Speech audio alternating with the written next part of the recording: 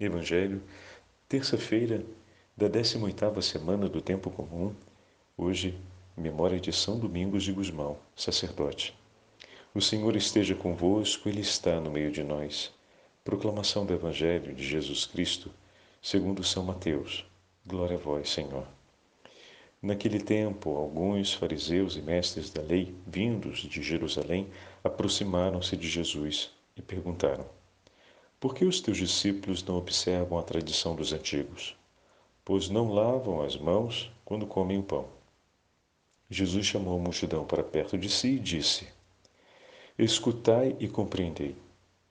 Não é o que entra pela boca que torna o homem impuro, mas o que sai da boca, isto é, o que de fato torna o homem impuro. Então os discípulos se aproximaram e disseram a Jesus: sabes que os fariseus ficam escandalizados ao ouvir as tuas palavras? Jesus respondeu: toda planta que não foi plantada pelo meu Pai Celeste será arrancada. Deixai-os. São cegos guiando os cegos. Ora, se um cego guia outro cego, os dois cairão no buraco. Palavra da salvação. Glória a vós, Senhor. Terça-feira da 18ª semana do Tempo Comum. Hoje, memória de São Domingos de Gusmão, sacerdote. Em nome do Pai, do Filho e do Espírito Santo. Amém. Queridos irmãos e irmãs, a Santa Liturgia nos entrega hoje o início do 15º capítulo do Evangelho de São Mateus. E juntamente com ele, a memória do fundador dos dominicanos ou dos padres pregadores, São Domingos de Gusmão. Antes de olharmos um pouco a história de São Domingos e de vermos o grande papel que ele desempenhou na defesa da verdade, antes de recordarmos o tesouro que a Virgem Maria entregou a ele, que foi o Santo Rosário, a fim de que não apenas difundisse, mas com ele pudesse combater em nome da verdade, vamos olhar juntos aquilo que o Senhor hoje fala para a gente no 15º capítulo do Evangelho de Mateus. Vejam, aqui é uma coisa interessante. Só para dizer esse detalhe, antes de lermos um pouco da história de São Domingos. São Domingos partia em missão levando consigo as cartas de São Paulo e o Evangelho de São Mateus. O sabia de cor, ou seja, o tinha presente no coração, vivamente. Aquilo que já falamos uma vez, que os jesuítas não partiam em missão sem saberem de cor todo o Evangelho de São Mateus, já era uma prática presente na época de São Domingos de Gusmão, ter vivo no coração o Evangelho de Cristo. Às vezes não, né? Vamos dizer claramente, no dia de hoje, aquele hábito de decorar os textos, todos nós sabemos muitos trechos do Evangelho, não é verdade? Pela participação na vida litúrgica, pela leitura orante da Palavra de Deus, eles vão ficando impressos em nós. De maneira que, muitas vezes, quando começa a narrativa de um evangelho ou de um texto bíblico, a gente já sabe como ele é, né? Porque a gente se lembra das muitas vezes em que rezamos e tivemos aquele texto em nossas mãos. Pelo efeito que aquele texto já causou através da ação do Espírito Santo na nossa vida, que foi marcando a nossa história, né? Além de lembrarmos as ocasiões em que o ouvimos, que muitas vezes foram ocasiões de grande importância afetiva. Por exemplo, numa missa em que eu recebi uma bênção, talvez o sacramento do crisma, ou em uma celebração de domingo, no final de um retiro, ou mesmo numa celebração de bodas, enfim, são vários os momentos em que nos ajudam a gravar o texto bíblico. Então, além do efeito que o texto causa em nós, além da memória em si, a nossa lembrança em si, e as memórias afetivas em torno daquele momento, né, em que ouvimos o texto, tudo isso ajuda a gente a gravar e a lembrar, melhor dizendo, a lembrar do texto bíblico assim que a gente o escuta, mais uma vez. Porém, naquela época, seja por conta da condição a maioria eram analfabetos, mas a coisa bonita aqui é que nós não estamos falando de um analfabeto, porque São Domingos de Gusmão recebeu uma das melhores formações possíveis para a sua época. Ele tinha gravado no coração todo o texto do Evangelho. E como assim, Padre Fábio? Através da escuta. O método era sempre o mesmo, escuta e repetição daquilo que se ouviu. Que era o método que as pessoas mais simples, sem formação, sem erudição, tinham para poder recordar o Evangelho. Era o método que os monges usavam no canto coral, desde os primeiros séculos. E, obviamente, sendo um homem de erudição, ele ainda tinha a possibilidade de ler, de maneira que as palavras ficassem marcadas segundo o texto lido. Então, veja, por que estou falando tudo isso? Para mostrar a aplicação que nos nossos tempos nós temos muito menos em relação aos textos bíblicos, em relação ao conteúdo que compõe a liturgia e a nossa oração cotidiana, né? Aprender a oração de cor, aprender os textos de cor, é um exercício que caiu em desuso, mas que tinha tanta importância, porque ajudava o coração a ficar continuamente sintonizado. Para você poder memorizar, você precisava de muitas repetições. E não apenas a repetição significa um tempo que você passa com o Senhor, mas tê-lo no coração, gravado na memória, né? Fica muito mais acessível nos momentos concretos da vida aquele texto.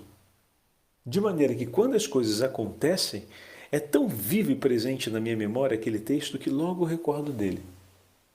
Eu vejo aqui na Itália muitos professores de literatura, até uma ou duas gerações atrás, no máximo, educavam os alunos a recitarem os poemas, uma coisa que no Brasil já caiu em desuso há muito tempo. Então tem muitos poemas clássicos da língua italiana que o pessoal da minha idade, e até um pouquinho mais novo do que eu, ainda recita de cor, ainda tem conhecimento, seja da Divina Comédia, ou seja do Promessa Sposi e tantos outros textos clássicos da língua italiana. Eles são gravados, porque parte da aula era aprender a recitar a métrica poética e, ao mesmo tempo, gravar os textos, né? Então, é algo que podemos, na nossa simplicidade, voltar a exercitar. Então, apenas para dizer esse parêntese bonito sobre a sensibilidade de São Domingos, que se repete na vida de centenas e centenas e centenas de santos. Bom, então voltando lá, Jesus no Evangelho de hoje se encontra diante de uma comitiva vinda de Jerusalém, que são os fariseus, que apresentam a Jesus um questionamento a respeito da impureza. Os discípulos de Jesus não cumprem os preceitos que foram estabelecidos pela tradição. Esses preceitos foram incorporados à lei de Deus, inicialmente com o objetivo de favorecer a prática da lei, mas depois eles vão ganhando de tal forma relevância e centralidade que eles passam, inclusive, a gerar um constrangimento moral à própria lei de Deus. Essa parte do texto não entrou no Evangelho de hoje. Diante da pergunta, nós saltamos para o 10º versículo. Então, essa parte do constrangimento, ela vai ser retomada depois por Jesus no diálogo com os discípulos, né? Mas nos versículos intermediários de 3 a 9, que foram aqueles que nós saltamos hoje, Jesus lembra os fariseus que lhe falaram a respeito de comer com as mãos sujas, que é um ato de impureza, desse fato que eu acabei de citar. Quando a tradição, ao longo do tempo, gera um constrangimento à própria lei de Deus, um constrangimento, uma imoralidade, né, que vai constranger a própria lei de Deus. E ele dá o exemplo da lei de Deus que disse, que estabeleceu de honrar pai e mãe. Esse é o mandamento, né, da lei do Senhor. Entretanto, a tradição foi agregando o cuidado do culto de tal forma que um filho que deveria honrar seu pai e sua mãe pode declarar que o que ele tem para oferecer ao seu pai e à sua mãe é sagrado, porque é o que ele vai oferecer à custódia do templo de Jerusalém, ao cuidado do culto do templo. Então ele diz, olha, o que eu tenho a oferecer a vocês é o que eu vou oferecer ao cuidado do templo. Então eu me isento de oferecer o cuidado que eu tenho a oferecer a vocês, porque eu vou dispor isso em favor do meu dever como filho do povo de Israel de cuidar do templo de Deus. E Jesus chama a atenção deles dizendo que isso é uma coisa imoral, porque eles aplicaram um benefício da tradição, ou seja, eles foram compondo a tradição de maneira que a tradição agora ela se opõe ao mandamento de Deus. Ela dá a possibilidade de não se cumprir o mandamento de Deus. Olha que loucura! Então essa é uma imoralidade, mas aceita, normalmente, pelos fariseus daquela época, por conta do desenvolvimento dessa tradição, que foi aceitando não apenas uma ambiguidade, mas a formalização de um ato imoral segundo a lei do Senhor. Porque por essa declaração da tradição era possível anular o cumprimento de uma lei divina. Olha que bizarro, né? Escandaloso isso. E Jesus chama a atenção deles por isso. E aí então a gente entra no 10º versículo, que é quando começa o diálogo entre os discípulos e o Senhor. Jesus, deixa eu só pegar aqui um instantinho. Jesus chama os discípulos para junto de si e faz a instrução a eles, e aí na sequência, no número 12, no 12º versículo, é que os discípulos fazem a intervenção. Então, não é o que entra pela boca do homem que torna o homem impuro, ou seja, seria aquilo que entra sujo pelas mãos que são impuras por estarem sujas, né? Mas é o que sai da boca que torna o homem impuro. Então a impureza, ela vem do coração e não do alimento. Jesus depois, na conclusão do texto, que também não está contemplado no trechinho do Evangelho de hoje, vai dizer que o que entra na boca vai para o estômago e do estômago vai para a fossa, né? Mas o que sai do coração do homem é que é realmente impuro, que é dali que sai todo tipo de impureza, difamação, assassínio, adultério, prostituição, roubos, falsos testemunhos e por aí quanto.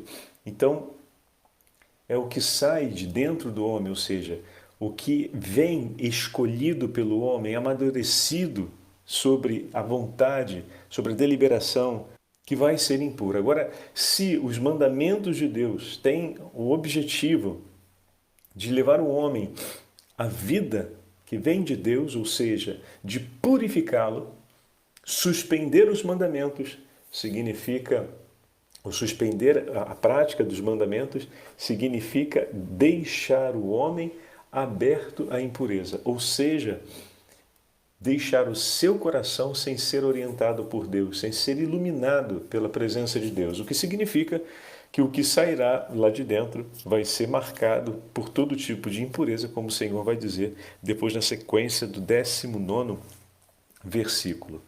O trecho do Evangelho de hoje é o momento em que Jesus vai fazer essa advertência aos discípulos, que vai ser seguido do protesto de Pedro, dizendo, mas Senhor, eles ficam irritados com o que o Senhor fala. E Jesus vai então dizer, bom, eles são cegos que guiam outros cegos.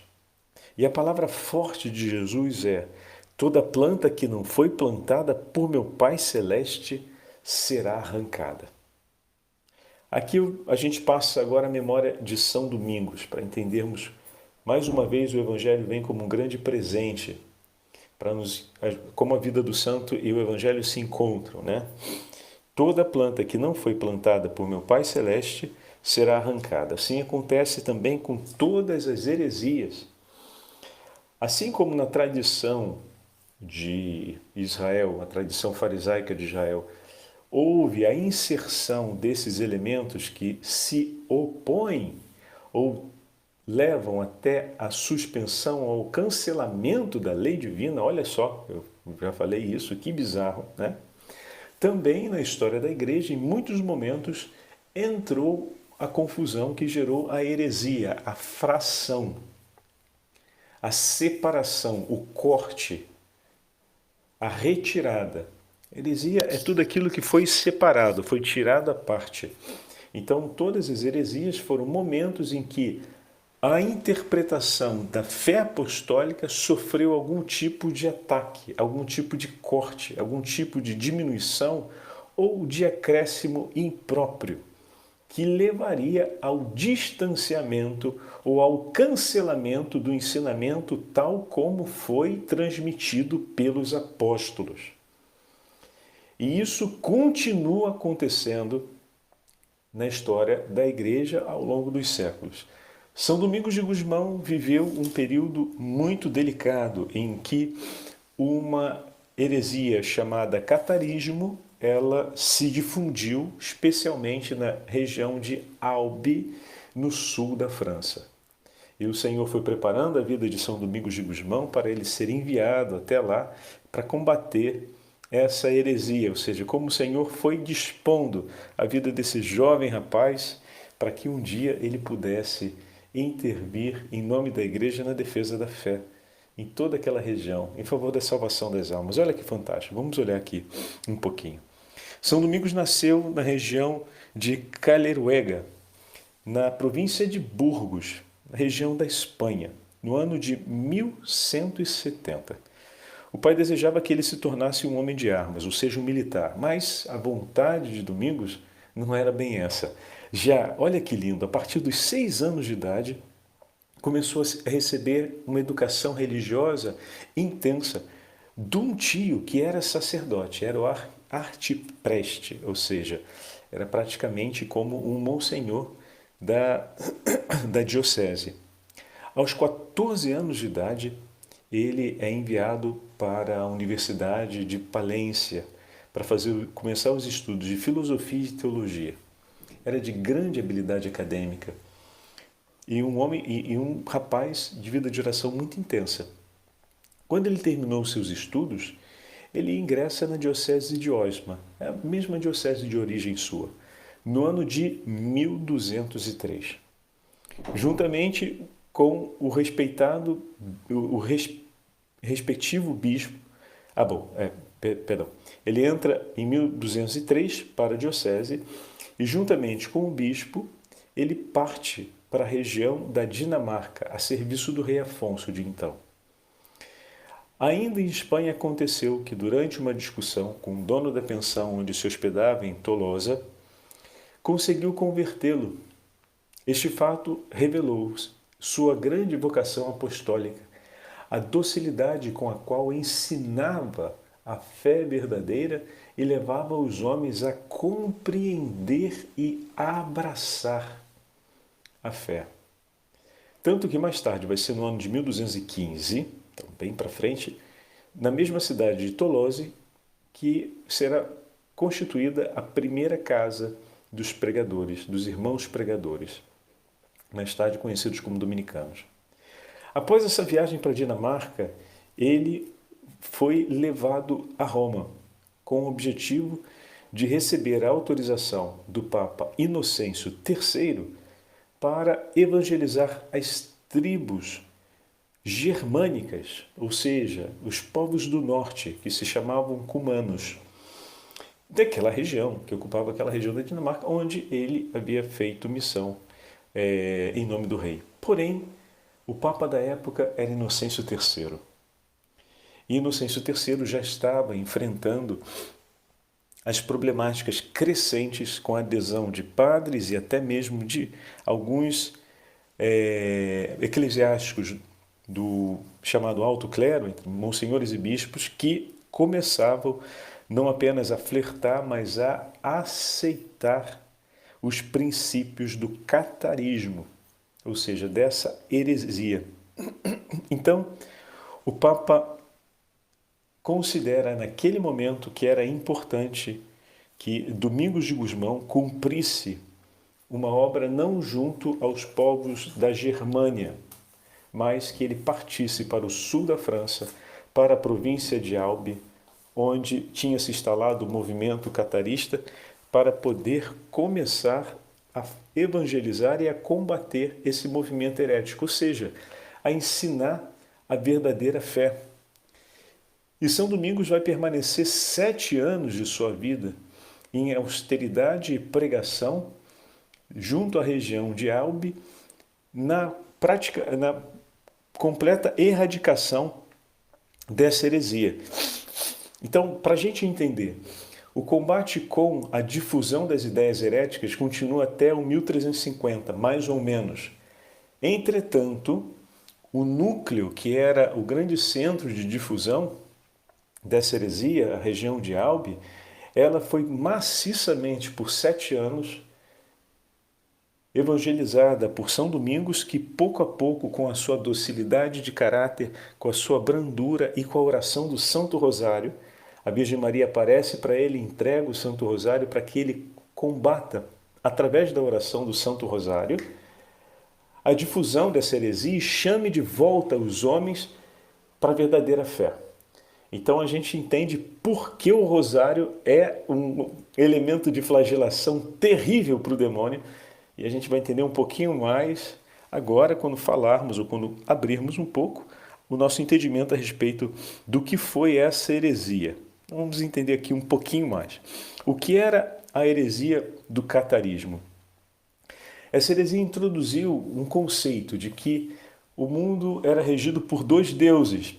Campanha vermelha, já começa por aí. Um Deus bom e um Deus mau. Errou. A nossa fé diz que existe um só Deus, Criador de todas as coisas, visíveis e invisíveis. Não são 2 deuses.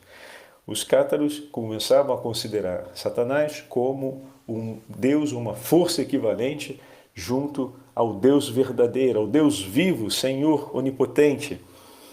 E essa separação, a qual era atribuído a criação da alma ao Deus bom e ao Deus mau, o corpo e a realidade material, que ficava como se fosse uma cadeia que prendia a alma e que era sempre detestável por isso. Então, a separação já dava ao inimigo o conceito de ser reconhecido como Deus. Olha como ele detesta, né, o Santo Rosário, porque arranca definitivamente essa baboseira, essa mentira que ele tenta enfiar a goela abaixo e ainda continua tentando enfiar.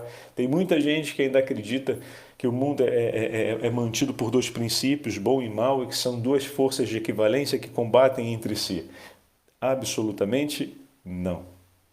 Então, para a gente dar um passinho a mais, deixa eu pegar aqui um outro texto que vai ajudar a gente a compreender bem, né?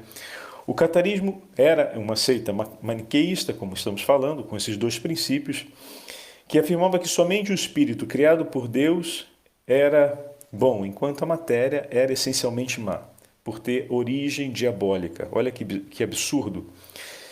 Eles eram inimigos da propriedade privada, do corpo, como sorte da prisão da alma. E dividiam os homens em 2 categorias, os perfeitos e os simples. Os perfeitos, os chamados cátaros, que vem do grego, perfeitos, ou puros, consideravam tanto o sexo como uma coisa abominável, viviam uma retirada do mundo em vida ascética, de pobreza e mortificação. Eram vegetarianos, então o mundo era uma realidade que não deveria ser tão amada assim. Eles deveriam viver isolados, em uma situação de mortificação e pobreza. Eram vegetarianos, ou como mais conhecemos hoje, seria um vegetariano na linha do veganismo. Não ingeriam comida de origem animal ou que tinham sido produzidas através de um ato sexual, ou seja, toda a origem animal naquela época conhecida, né, era considerada assim. Enquanto os simples, por sua vez, a grande maioria do povo, viviam todos esses constrangimentos morais e poderiam viver a vida com um certo caráter de penitência e no final da vida, através de um mega sacramento, que seria a unção dos enfermos, mas é preciso entender aqui que não era entendido exatamente como a unção dos enfermos, mas teria a equivalência. No momento da morte ou antes da morte, poderiam receber esse consolamento, que era uma espécie de sacramento da unção dos enfermos, que iria cancelar todos os pecados cometidos até então. A coisa mais escandalosa é que tanto o matrimônio como ter filhos normalmente era evitado. Por quê? Porque se considerava que a aliança sexual era uma forma de você manter vivo aquela realidade diabólica. Enquanto a eutanásia, o aborto e o suicídio eram práticas consideradas aceitáveis, porque evitavam o constrangimento da alma por um longo tempo na escravidão do corpo. Percebem o quanto isso é diabólico e o quanto essa realidade era realmente invertida em relação aos princípios de Deus? Vê como todos os valores evangélicos vêm aqui cancelados por causa de uma tradição herética que se começa a difundir. É contra essas realidades que São Domingos vai anunciar a verdadeira fé. E anunciando o Evangelho, fazendo o ensinamento e mostrando através das Sagradas Escrituras e do ensinamento da Igreja, do magistério da Igreja, mas sobretudo com a pregação do Santo Rosário. E aí você fala, mas por que a pregação do Santo Rosário?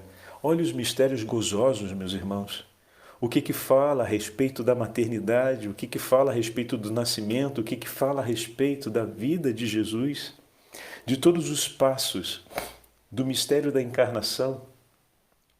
Olha o que significou o valor do sacrifício de nosso Senhor, o que leva o Senhor a entregar-se.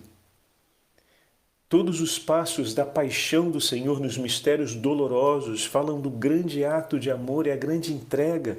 Jesus não renuncia o corpo para buscar entregar o seu espírito a Deus, mas faz do seu corpo uma entrega de amor, um sacrifício, o cordeiro imolado.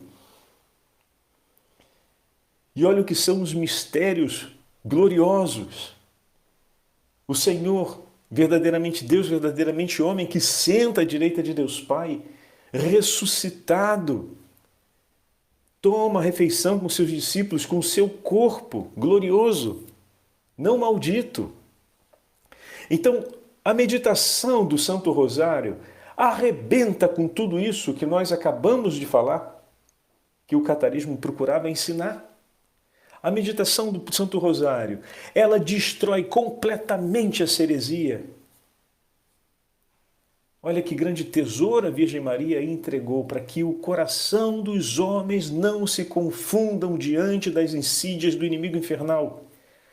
Não se confundam diante das verdades da verdadeira fé única. Diante daquilo que o Senhor nos entregou e nos revelou. E que a Igreja Católica Apostólica Romana mantém na sua integridade e combate ao longo dos séculos, pelas mãos de Maria e pela intercessão dos santos e santas de Deus, na defesa da verdadeira fé. De maneira que todas essas realidades, todas essas insídias de confusão vão sendo pouco a pouco superadas. Veja quanto desses elementos lá do catarismo do 1200 parece que continuam, como se diz, como uma névoa nos nossos tempos, né? Todos aqueles elementos lá de trás foram combatidos, foram arrancados de dentro, mas agora, como uma névoa no nosso tempo, eles estão outra vez sendo apresentados socialmente, tentando serem normatizados dentro da sociedade e tentando constranger também a Igreja a não se opor em relação a eles, né? Impressionante como é que é sempre um vai e vem dessas realidades, né? De fato, o inferno não cochila. mas o nosso Deus onipotente está no seio da igreja e as portas do inferno nunca prevalecerão. E o nosso Deus onipotente, soberano sobre todas as coisas, esmaga seus inimigos e coloca-os como escabelo por debaixo de seus pés. E é nessa fé católica, apostólica, romana que nós vamos caminhar até o último dia da nossa vida sob a intercessão de São Domingos de Gusmão. Vejam o tesouro do Santo Rosário agora, mais uma vez, vocês estão entendendo com um passo a mais, porque o inimigo infernal odeia tanto o Santo Rosário, porque ele nos arranca de toda essa confusão que hoje tem sido novamente reproposta no nosso tempo, com outra roupagem, com outra característica, por um outro viés, né? Pelo viés social, vem novamente tentando ser enfiada dentro da normatização cultural e vem tentando também pressionar a igreja ao silêncio, para que não se fale sobre isso, que se criminalize o falar da igreja a respeito desses temas tão lamentáveis que nós acabamos de citar aqui, que fez parte do catarismo naquele período do 1200.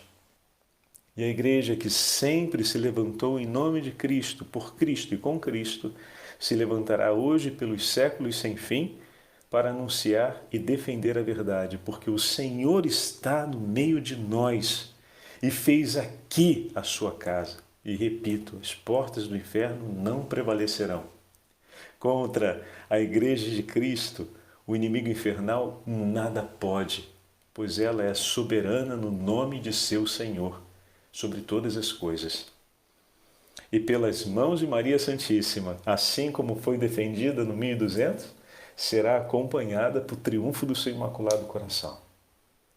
Então vamos pedir hoje a intercessão de São Domingos de Gusmão para que nós possamos perseverar na fé e para que nós possamos ser grandes devotos do Santo Rosário e abraçarmos o ensinamento dos apóstolos de todo o nosso coração e rezarmos incessantemente pela conversão de todos os homens, pela conversão de todas as almas, pela salvação de todos aqueles amados pelo Senhor. São Domingos de Gusmão escreveu essa oração e com ela nós encerramos a nossa meditação de hoje. Senhor, dignai-vos conceder-me uma caridade verdadeira, um zelo capaz de procurar a salvação do próximo, para, consagrando-me com todas as minhas forças à conversão dos pecadores, chegar a ser verdadeiramente um membro daquele que se ofereceu inteiramente a seu Pai para a salvação dos homens. E eu acrescento, e que pelas mãos santíssimas de Maria se cumpra esse ato de entrega e de amor. Amém. O Senhor esteja convosco, Ele está no meio de nós. Pela intercessão da Beatíssima Virgem Maria, pela intercessão de São Domingos de Gusmão e de todos os santos da família dominicana, abençoe-vos o Deus Todo-Poderoso, Pai, Filho e Espírito Santo. Amém.